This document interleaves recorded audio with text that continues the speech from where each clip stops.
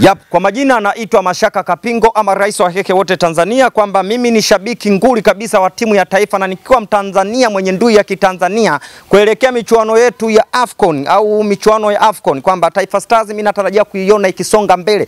Tena ikisonga mbele kwa kunamaanisha kwamba kwa hatua kubwa, kwa sababu tukiangalia mashindano ya juzi yalofanyika Benjamin Mkapa, mimi naona tuliweza kufika mbali. Tulifika mpaka robo finali kwenye michuano ile ya Chani, tulifika mpaka robo finali, na uzuri kwamba michuano ile yote nimehudhuria.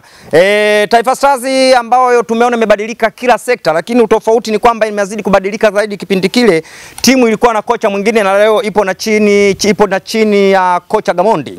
Nikimwangalia professional aliokuwa nayo Gamondi, naona moja kwa moja timu yetu ya Taifa Stars itakwenda kufika mbali, japokuwa kwenye mechi ya kwanza, kwenye mechi ya kirafiki walivyocheza na timu yetu ya taifa kuelekea michuano ya AFCON, mimi najua itafika mbali sana, japo watu wengi tu wamekuwa kibeza.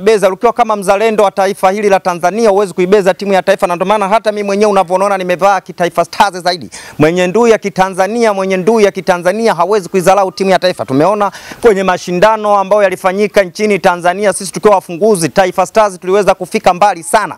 Tulifika mpaka robo finali, ambao ukivuta kumbukumbu Taifa Stars haijawahi kufika hata hatua makundi kwenye michuano ya CAF. Lakini tumeona juzi kwenye michuano ile tuweza kufika mpaka robo finali.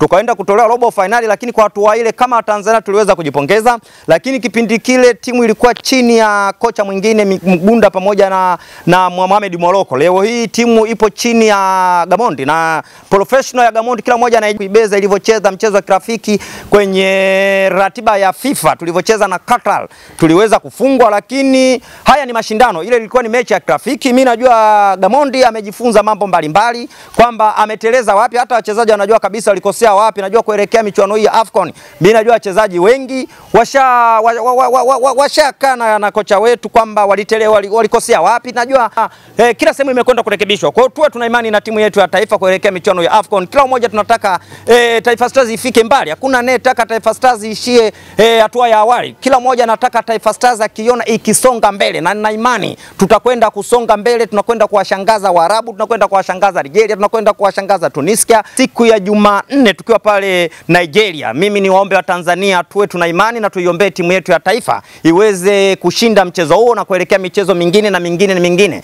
ili kwenye michezo mitatu yote tuweze kuchukua pointi 9. Unajua ushindi wa Taifa Stars ni ushindi wa Tanzania, ushindi wa Taifa Stars ni ushindi wa Watanzania wote.